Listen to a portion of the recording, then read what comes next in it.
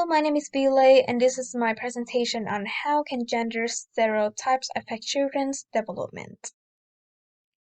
To better understand this psychological issue, I assert that we best start off with the definition of stereotypes in general and gender stereotypes in particular. Stereotypes describe the fixed ideas that are widely believed about one thing, group of people, or event. These beliefs may be positive or negative, though they are most likely to be incorrect and shall limit others' insight on the said matters. Digging deeper into the spectrum, gender stereotypes are social expectations of how men and women must act, dress, and behave according to their assigned sexes. These perceptions pave the way to normalize biases, such as men are stronger than women, and women, on the other hand, are more gentle and emotional. Again, this creates a phenomenon that some men and women are afraid to break characters due to society's uncompromising point of view. According to Vygotsky, a prominent Soviet psychologist, children's development is under the influence of socio-cultural aspects. Specifically, we will look at how societies support children's physical and emotional growth with the sole difference being their genders.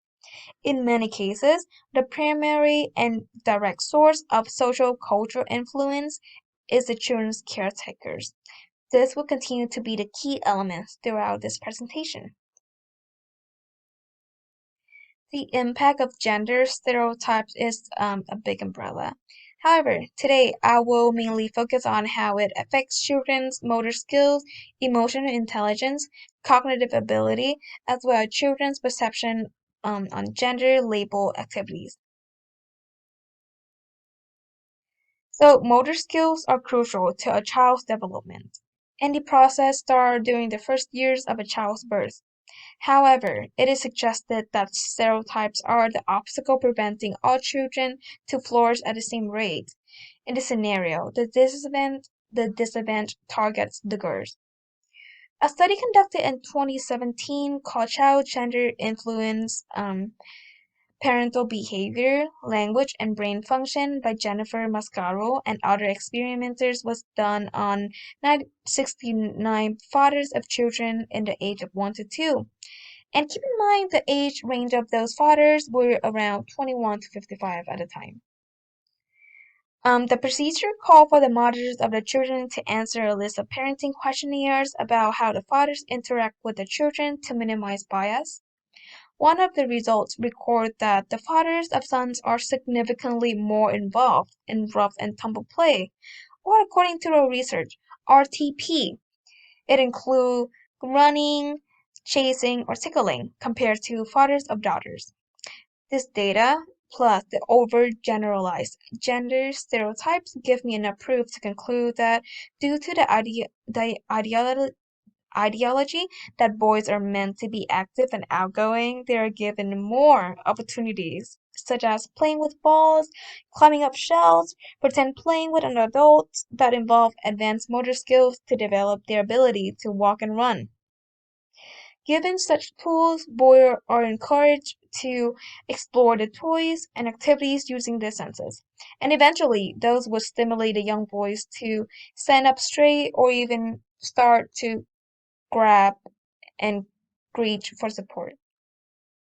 On the other hand, the youngers are expected to be dainty and pretty, so they're usually told to play with dolls or teddy bears, which do not emphasize much on motor skills. Even though girls are fully capable of learning to walk, they do not receive the same treatment that would give them a head start. As we have already known, motor skills are tightly linked to cognitive skills due to the fact that motor skills support basic strengths such as self-awareness, perception, and visualization.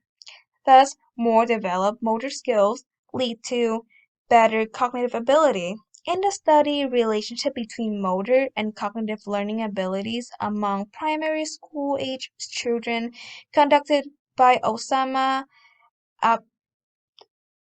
Abkipmarim and others in 2017, they focus on establishing the relationship between motor skills and academic achievement.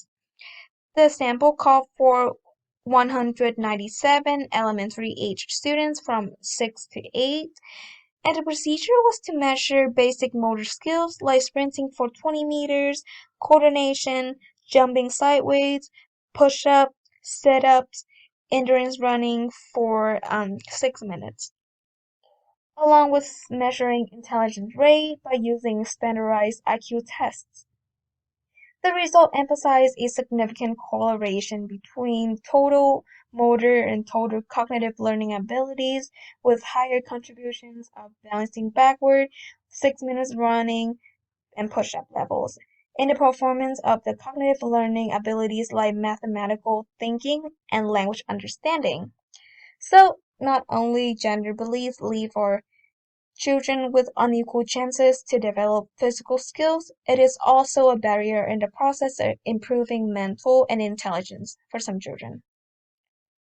So, to connect this to our original point, some girls that are delayed in the process may experience drawbacks in processing their overall cognitive proficiency. Stereotypes based on sexes can also be detrimental to the kids' emotional intelligence, especially boys. Emotional intelligence is defined as the ability to perceive, use, understand, and handle emotion. The experiment sex of child differences in father-child interaction at 1 year of age, established by Margaret Ellis Knowles and colleagues, conducted in 1983. The experiment had the participation of 107 dads with 7-month-old children. The results showed that fathers accept dependency of daughters but expect sons not to show moments of weakness. One excellent example from Robert Kyle and John Kavanagh from the book Human Development, A Lifespan of View stated, a father may urge his son to jump off the diving board by insisting him to be a man, but would excuse his daughter from doing the same activity. And according to Zyder, Robert, and Matthew in the article, can emotional intelligence be school? A critical review. Children's emotional intelligence is directly involved by parents or caretakers' socialization. Children observe their family to have a base for emotional knowledge, the regulation as well as identification of emotion.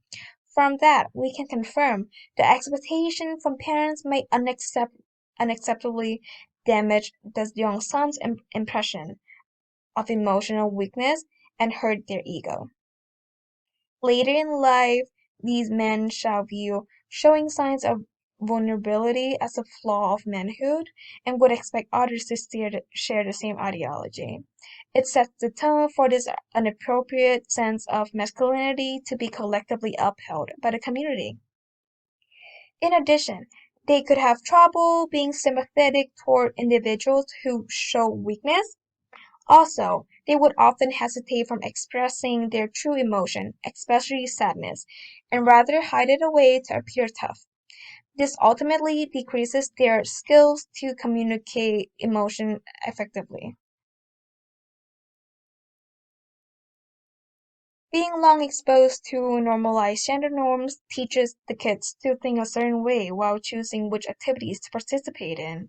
Caroline Martin, Caroline Lynn Martin and Diane Roble published a paper called Children's Research for Gender Cues, Cognitive Perspectives on Gender Development in 2004, in which they proposed the concept of gender schema theory. When children first decide if an object, activity, or behavior is associated with females or males, then they use the information to decide whether or not they should learn more about the subject, activity, or behavior. As soon as 3 years old, children will start to gain gender identity and begin to use the senses to decide whether or not an activity fits their sex. And let's talk about Benderu's theory of observational learning, which basically describes a human's ability to learn by simply watching others. And the way it relates to our topic today is that children can learn gender label behaviors from adults and peers around them. Connecting two pieces of information, we have an example of a girl who might see other girls play with dolls and believe that she should do the same thing. Moreover, she can view cars and robots as something for boys and not appropriate. This phenomenon is perfectly summed up in the quote, "Children are gender detectives who search for cues about gender. Who should or should not engage in a particular activity, who can play with whom, and why girls and boys are different." This ability of children to classify activities also introduced some complexity among peers. In 1995, Gary Levi and other psychologists explained in their study traditional and evaluative aspects of flexibility in gender roles, social conventions, moral rules, and physical laws that some kids who choose to play with toys or do things that typically belong to the opposite sex are bullied for being weird and often isolated. This can severely damage one's self-esteem and force them to abandon their interests in order to blend in and be accepted. So in conclusion, it is common knowledge that gender roles take a vital part in society. However, not many people are aware of their influence on the development process of our children. Society is more accepting of boys being energetic and active, so it tends to introduce chances to them to develop their motor skills by granting extreme favor of resources. Moreover, the tight connection between physical skills and cognitive skills is highlighted through many studies. It actively demonstrates that gender stereotypes indirectly affect children's mental and intellectual competence through directly corrupting motor skills. The boys can also be the victim of this problem. Many young boys are constantly told to toughen up and stop crying like a girl. These words, vocalized by primary caretakers, alter the boy's point of view on how they should regulate their feelings, which can have a negative consequence on their emotional intelligence. And as children gain self-image, they can utilize their senses to differentiate between acceptable and undesirable activities based on genders. However, this may result in some kids being discriminated against by peers for not following gender norms, and it may hint at a long-lasting self-assurance issue. And here's the works cited page. Thank you so much for listening to my presentation today.